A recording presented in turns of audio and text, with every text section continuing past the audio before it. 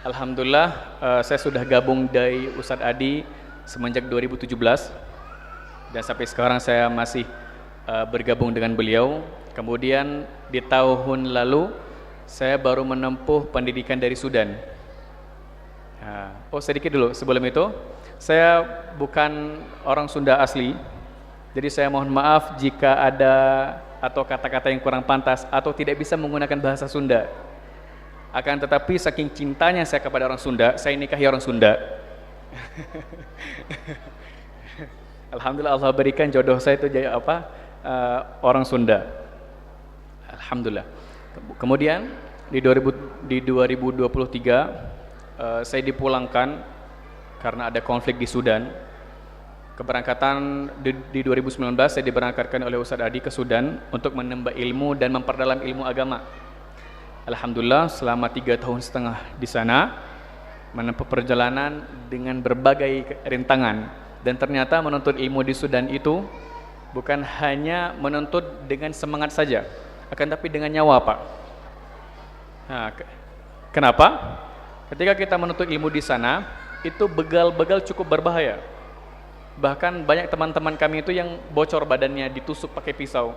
Jadi kami ketika menuntut ilmu di Sudan bukan hanya sekedar menuntut ilmu dengan jiwa raga kami, dengan pikiran kami saja, akan tapi keselamatan kami pun diperhitungkan. Begitu. Dibandingkan dengan Indonesia yang ketika kita menuntut ilmu, Masya Allah, semua dengan kenikmatan, fasilitas semua ada, AC ada. Karena di Sudan perlu diketahui hanya ada 2 cuaca, panas dan panas sekali. Hanya 2, panas dan panas sekali. Maka bersyukur kita, alhamdulillah di Indonesia adalah negeri tropis. Enggak panas-panas, enggak dingin-dingin.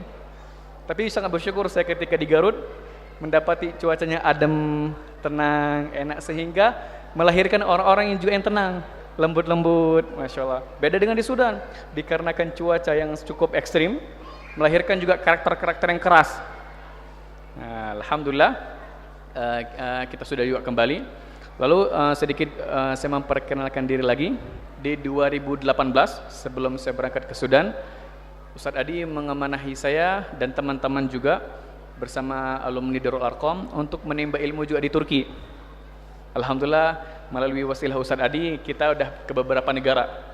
Terakhir kita di akhir tahun lalu ke Saudi untuk belajar daurah tentang tafsir Al-Quran, memperdalam ilmu Al-Quran, yaitu metode tadabbur Al-Quran.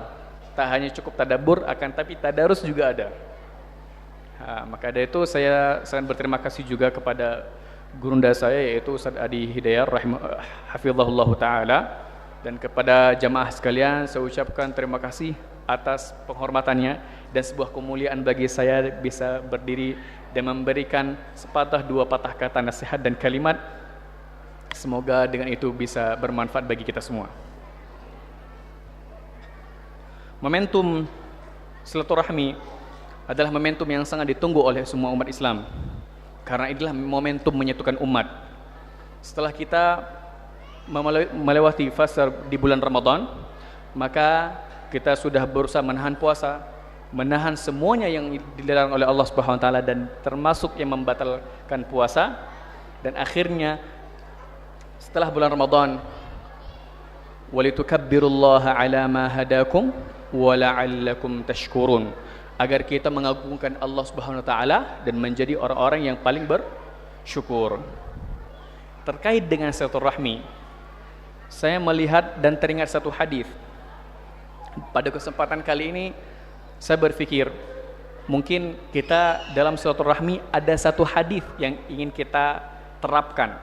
Karena umat Islam sekarang kalau tidak menerapkan hadis Nabi, maka dari mana lagi keutamaan kita selain kita mengamalkan hadis dari Nabi besar Muhammad sallallahu alaihi wasallam.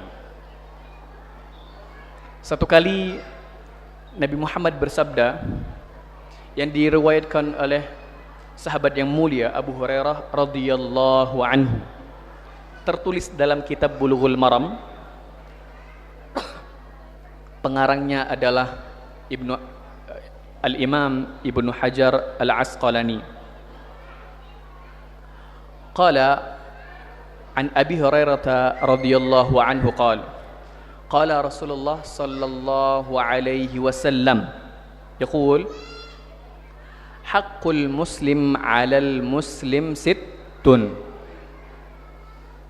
idza laqitahu fasallim alaihi wa idza da'aka fa'ajibhu wa idza istansahaka fansahhu wa idza hamidallaha fashammithu wa idza marida fa'udhu wa idza mata fattabi'hu. Rawahu Bukhari. Dari sahabat yang mulia Abu Hurairah radhiyallahu anhu berkata, satu kali Nabi Muhammad sallallahu alaihi wasallam pernah bersabda, haqqul muslim 'alal muslim sittun. Hak muslim terhadap muslim lainnya itu ada 6. Idza laqitahu fasallim alaihi. Apabila engkau menjumpainya maka ucapkanlah salam. Ini yang perlu kita tingkatkan lagi gaya kita. Umat Islam itu harus memiliki identitas. Karena umat Islam di zaman dahulu itu berjaya dengan identitas. Sesedikit merujuk kepada sejarah, ketika di zaman dinasti Abbasiyah, umat Islam pernah menjadi umat yang terbaik. Barometernya dunia itu umat Islam. Apa-apa umat Islam. Bahkan terakhir di Spanyol, sebelum keruntuhan kekhilafahan Utsmani, orang-orang dahulu ketika hendak mengucapkan rasa cinta terhadap orang lain itu tidak menggunakan dengan bahasa Inggris, I love you. Tidak. Akan tetapi menggunakan apa? Uhibbuka. Saking kuatnya kita di zaman dahulu. Maka identitas kita selaku umat muslim, selaku umat umat Nabi Muhammad SAW, kita menguatkan lagi identitas kita. Keislaman kita kuatkan lagi. Yang pertama, idza laqitahu fasallim alaihi. Apabila engkau menjumpai seorang muslim maka ucapkanlah salam, assalamu alaikum. Tentu di dalam menjawab salam bahkan ada perbuatan yang paling mulia, yaitu menjawab salam. Apabila engkau diberikan salam oleh seorang muslim, assalamu alaikum, maka jawablah waalaikumsalam warahmatullah. Jawablah dengan yang lebih baik sesuai firman Allah Subhanahu wa taala di surat An-Nisa, a'udzu billahi minasy syaithanir rajim wa idza huyyitum bi tahiyyatin fahayyu bi ahsana minha aw rudduha. Apabila engkau diberikan salam maka jawablah yang lebih baik. Itu assalamu alaikum, maka jawabannya adalah waalaikumsalam warahmatullah. Akan tapi jika dia melengkapkan sedikit lagi, assalamualaikum warahmatullah, maka kita menjawab juga dengan lebih lengkap, waalaikumsalam warahmatullahi wabarakatuh. Tapi Ustaz, tatkala orang mengatakan assalamualaikum warahmatullahi wabarakatuh, maka kita cukupkan dengan yang sudah ada, tidak perlu menambahkan wal maghfiratu. Cukup assalamualaikum warahmatullahi wabarakatuh, dan jawabannya adalah waalaikumsalam warahmatullahi wabarakatuh. Sehingga dulu pernah diriwayatkan saking cintanya para sahabat dengan sunnah Nabi, ketika mereka dipisahkan dengan satu pohon pun mereka mengucapkan salam. Nah, mungkin ini kalau dalam bahasa gaulnya, kalau ibu-ibu bapak-bapak, assalamualaikum, ketika berjumpa dengan lain, hey, jangan hey, assalamualaikum, waalaikumsalam warahmatullahi wabarakatuh. Pak, gimana Pak? Coba Pak, assalamualaikum, waalaikumsalam warahmatullahi wabarakatuh. Dan ini juga yang saya terapkan ketika saya mengajar di Ma'had Darul Arqam. Saya berusaha mencoba membangun identitas Muslim, identitas Islam itu harus ada. Ketika menjumpai santri, assalamualaikum, waalaikumsalam warahmatullahi wabarakatuh. Dengan singkat saja, nggak perlu assalamualaikum warahmatullahi wabarakatuh. Cukup dengan yang sederhana, assalamualaikum, maka mereka menjawablah waalaikumsalam warahmatullahi wabarakatuh. Yang kedua, wa idza da'aka fa'ajibhu. Dan apabila seorang muslim tersebut mengundangmu, maka engkau, di sini termasuk hampir perintah wajib untuk menghadiri. Apapun undangan dari seorang muslim harus kita hadiri. Tapi ada rambu-rambunya. Rambu-rambunya yaitu ketika undangan tersebut ada kemaksiatan di dalamnya, maka tidak boleh kita menghadiri hal tersebut. Maka ini ketika kita menghadiri undangan seorang muslim, tentu kita akan mendapatkan pahala sesuai dengan konteks hadis, yaitu wa idza da'aka fa'ajibuhu, dan apabila ia mengundangmu maka engkau wajib menghadiri. Yang ketiga, di antara hak-hak seorang muslim terhadap muslim lainnya, yaitu wa idza stansahaka fansahhu, dan apabila dia memintamu nasihat, maka berikanlah nasihat. Kadang seseorang muslim sedang ditimpa futur, lemah iman dan sebagainya, maka tatkala seorang muslim meminta nasihat bagi muslim yang lain, ya akhi, ya ukhti, bapak, suami, istri, berikanlah nasihat, maka wajib bagi kita memberikan nasihat tersebut.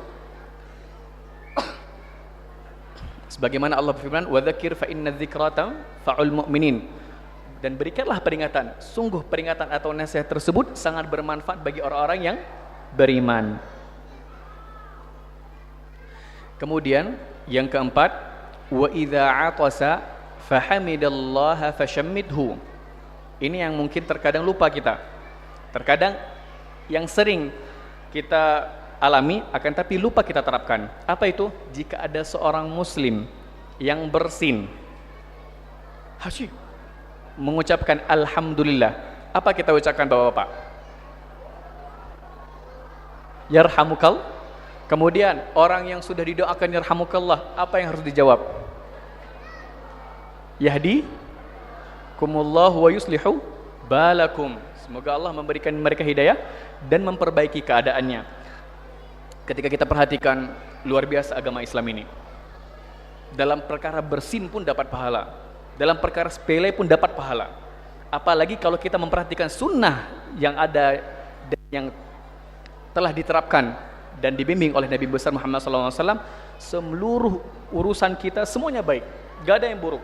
Alhamdulillah, semuanya berpahala. Lalu di hadis yang kelima, baik, saya izin dulu sebentar.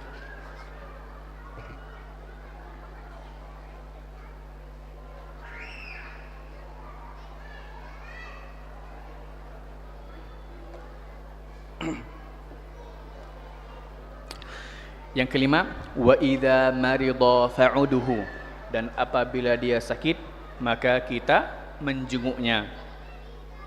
Ini juga di antara adab bagi seorang muslim. Jika mendapati muslim lainnya sedang sakit, maka kita jenguklah. Maka itu Nabi Muhammad SAW mengajarkan satu doa. Tatkala seseorang muslim ingin menjenguk muslim lainnya, mengucapkan as'alullahal azim rabbal arsyil karim ayyashfiyak. 7 kali, insyaallah Allah akan menyembuhkan saudaranya. Tentu itu dengan izin Allah Subhanahu wa taala. Dan yang terakhir adalah wa idza mata fattabi'hu, dan apabila seorang muslim itu meninggal, maka kita iringilah jenazah dia sampai ke liang lahat. Tentu di dalam pengiringan tersebut Nabi juga menjanjikan pahala. Apa itu pahala? Bagi siapa yang mensolatkan seorang muslim, kemudian mengantarkan jenazahnya sampai dia dikubur, maka dia akan diberikan pahala, yaitu 2 qirat. Apa itu qirat? Tatkala itu sahabat bingung, wahai Rasulullah, apa itu qirat? 1 qirat sebesar gunung Uhud. Kemarin saya umroh lagi, saya membimbing jamaah, saya melihat segede mana gunung Uhud itu. Hampir kalau saya kirakan segede Gunung Guntur atau Gunung Cilau, Gunung Cikuray. Nah, hampir sebesar itu. Ini kalau 2 hanya dengan mengantarkan seorang muslim, menyolatkan, kemudian mengiringi jenazahnya, masya Allah, 1 hari sudah mendapatkan pahala 2 qirat, sudah kemuliaan lagi. Di antara ke-6 hak muslim terhadap muslim lainnya, kita menunaikan hak kita kepada saudara kita, itu sudah mendapatkan pahala. Itu baru satu hadis. Masih banyak hadis-hadis lain. Ketika kita menyebutkan semua hadis, maka dari awal bangun sampai tidur lagi kita akan mendapatkan seluruh pahala. Itu hadis yang pertama. Karena insya Allah saya di sini akan memberikan 2 hadis saja. Yang pertama hadis terkait silaturahmi, yang seperti tadi diantaranya ada hak-hak seorang muslim bagi muslim lainnya, dan yang kedua adalah hadis tentang bersyukur. Diriwayatkan oleh Abu Hurairah juga, masih sahabat yang sama. Rasulullah SAW satu kali pernah bersabda, "Unzuru ila man huwa asfala minkum wala tanzuru ila man huwa fawqakum fahuwa ajdaru alla tazdaru ni'matallahi alaikum." Yang artinya adalah, lihatlah kepada siapa yang di bawah kalian dan janganlah melihat kepada siapa yang di atas kalian. Apa nilainya? Yaitu agar kalian mendapati diri kalian selalu bersyukur kepada Allah Subhanahu wa taala. Hadis ini saya langsung praktekkan ketika saya menuntut ilmu di Sudan. Apa yang saya praktekkan? Ketika saya mendapatkan hadis ini, saya pergi ke pasar-pasar Sudan. Saya melihat, saya ingin mempraktekkan, yaitu unzuru ila man huwa asfala minkum, lihatlah kepada siapa yang di bawah kalian. Subhanallah, nikmat sekarang yang kita rasakan, duduk di masjid dengan ada atap, cuaca aman, ekonomi kita aman, kita masih bisa menjamin hidup kita untuk esok hari apa yang kita akan makan. Bahkan sebagian dari kita masih bisa menjamin bahwa kita akan makan makanan enak, termasuk ayam, ikan dan lain-lainnya. Saya terkejut ketika masuk pasar tersebut. Saya melihat ada anak-anak kecil yang dia itu menyewa gerobak sorong untuk semen, ada warna hijau, warna merah.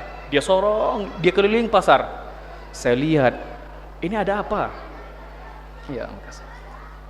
Ada apa gerangan? Kenapa anak-anak ini tidak sekolah? Saya dekati salah satu dari mereka. Ya syabab, ta'al anta.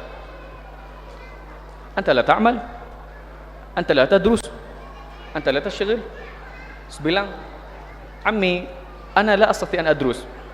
Ana la astati an asum. Ana la astati an urakiz fil mawdu'."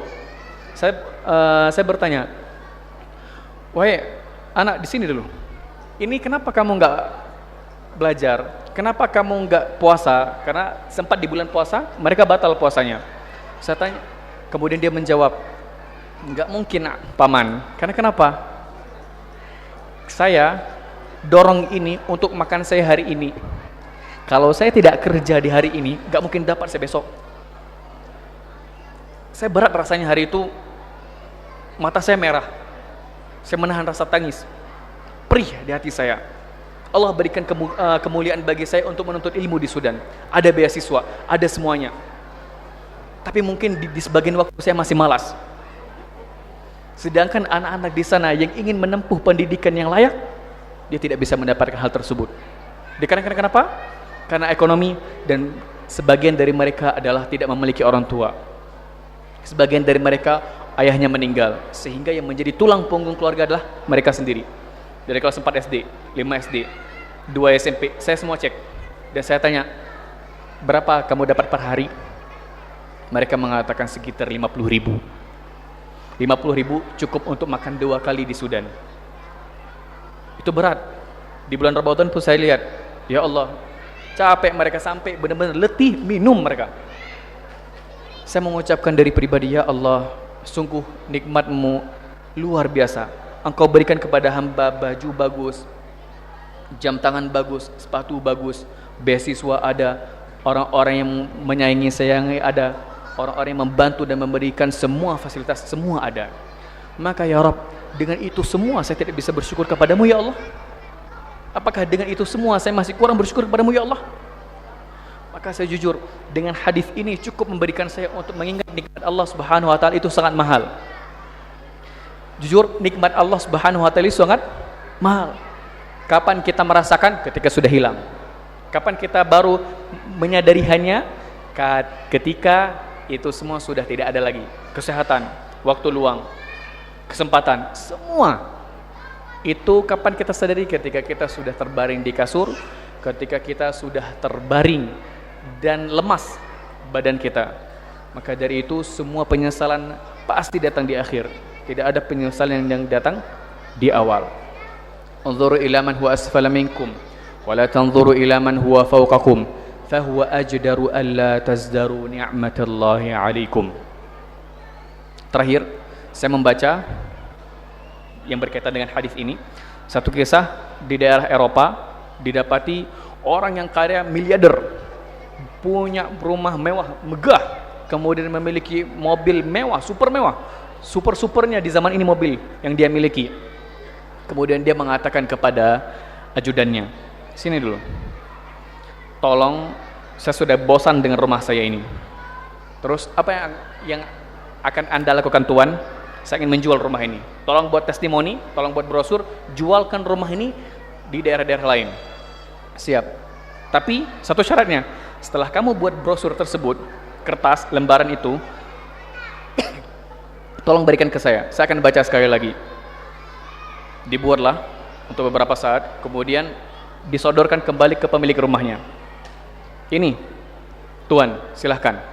Pas dibaca sekali lagi, rumah mewah, AC puluhan, pembantu ratusan, mobil yang paling mewah di era ini ada 10, kemudian motor, kolam renang, lapangan bola, lapangan golf, semua lengkap, tempat gym ada. Dia bilang, stop, nggak jadi. Lah, tadi kan Tuan suruh saya buat jual rumah, nggak jadi, batal. Kenapa? Ternyata rumah saya indah juga ya, bagus juga rumah saya. Nah, maka terkadang nikmat tersebut tuh perlu dihitung dulu, baru dia muncul. Oh, ternyata ini sangat berharga ya. Misalkan kita, kalau dalam tubuh kita itu sangat mahal tubuh kita. Mata aja berapa harganya matanya? Satu mata mungkin dapat 5M, satu ginjal berapa? Ratusan M. Kalau itu kita jual, kaya nggak kita? Kaya. Jadi alhamdulillah Allah tidak ada yang hamba-hamba Allah itu miskin. Cuman hati kita yang miskin. Hati kita yang miskin. Seharusnya hati kita perkaya dengan rasa syukur kepada Allah Subhanahu wa taala. Andaikan orang mengatakan, "Ya, Ustaz, kita ini miskin Ustaz, nggak ada apa-apa, nggak bisa makan." Udah coba jual matamu. Berapa harga mata? 5 miliar. Dapat 5 miliar, nikmati berapa tahun? 2 tahun cukup. Kaya, kurang lagi, jual satu lagi, jadi 2. Cuman apakah dengan hal tersebut bisa melihat? Ya nggak bisa. Selesai. Maka kalau kita kalkulasikan dengan angka, kita kaya nggak? Kaya. Banyak, aset kita banyak ini. Ginjal berapaan? Apalagi jantung. Kalau dijual lumayan itu. Bisa dapat iPhone 100. Nah, itu kalau kita menghitung nikmat Allah Subhanahu wa taala. Maka itu Allah mengatakan, wa in ta'uddu ni'matallahi la tuhsuha. Dan apabila kalian menghitung nikmat-nikmat Allah Subhanahu wa taala, enggak bisa, satu pun enggak bisa kalian hitung. Cukup banyak. Cukup banyak nikmat Allah Subhanahu wa taala, terutama yang ada di tubuh kita dan apa yang di sekeliling kita. Maka hadis ini saya melihat hadis yang cukup penting dan diketahui oleh umat muslim banyak. Karena kenapa? Banyak orang tidak sadar. Misalkan ada pasangan suami istri yang tidak memiliki anak, seharusnya dia bersyukur. Karena kenapa? Dia memiliki istri. Si istri memiliki suami. Kemudian ada yang jomblo, belum nikah, seharusnya dia bersyukur. Karena kenapa? Memiliki pekerjaan yang mapan. Kemudian yang tidak memiliki apa-apa, seharusnya dia bersyukur. Kenapa? Dia mungkin punya saudara yang bisa memberikan dan menafkahi dia. Kemudian seorang anak yang tidak memiliki bapak, seharusnya dia juga bersyukur. Karena kenapa? Banyak orang-orang yang akan memberikan kemudahan bagi dia. Maka tingkat rasa syukur ini perlu kita hadirkan di seluruh lini kehidupan kita. Walaupun kadang itu sering kita lupakan. Tentu dua hadis ini tak cukup sebenarnya untuk diberikan dalam satu pertemuan. Ada lagi penjebaran-penjebaran yang lebih terhadap pendalaman dua hadis ini.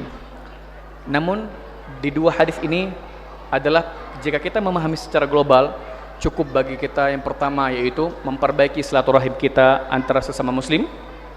Yang kedua adalah tingkatkan rasa syukur kita kepada Allah Subhanahu wa ta'ala.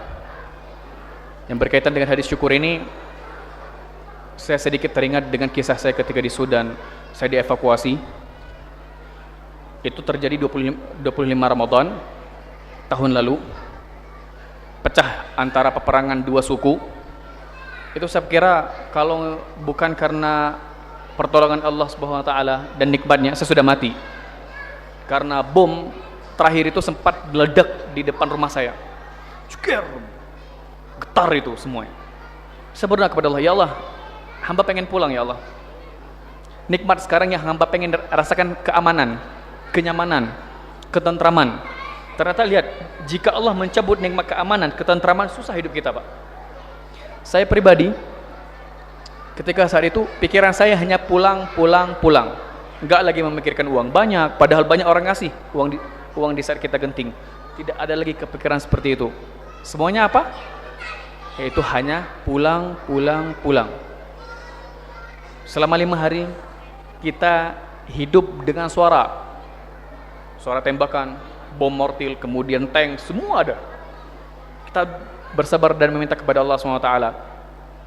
Bahkan yang uniknya, besok mau lebaran, itu baru ada peringatan bahwa adanya gencatan senjata di antara dua kelompok. Sehingga kita takbiran Allahu Akbar, Allahu Akbar, Allahu Akbar, aman. Selesai sholat, selesai ceramah, mulai lagi mereka. Itu nggak ngerti itu bagaimana konsepnya mereka. Jadi mereka sholat dulu sesama muslim, karena yang berperang adalah sesama muslim. Mereka istirahat sebentar, setelah melaksanakan sholat id, lanjut lagi fase kedua. Nah, lalu di hari setelahnya kami mendapatkan info dari kedutaan besar rakyat Indonesia yang berada di Sudan bahwa dalam beberapa hari ke depan akan terjadi evakuasi. Itu cukup kabar menggembirakan Bapak Ibu. Itu kabar yang lebih gembira daripada orang dapat enak, dapat harta banyak. Karena apa? Ketentraman yang bakal kita dapatkan. Selama evakuasi kita terus dihantu-hantui dengan bom, dengan suara tembakan. Bahkan ketika bis kami menuju ke tempat evakuasi sempat dicek oleh pemberontak. Masuk mereka dengan membawa senjata.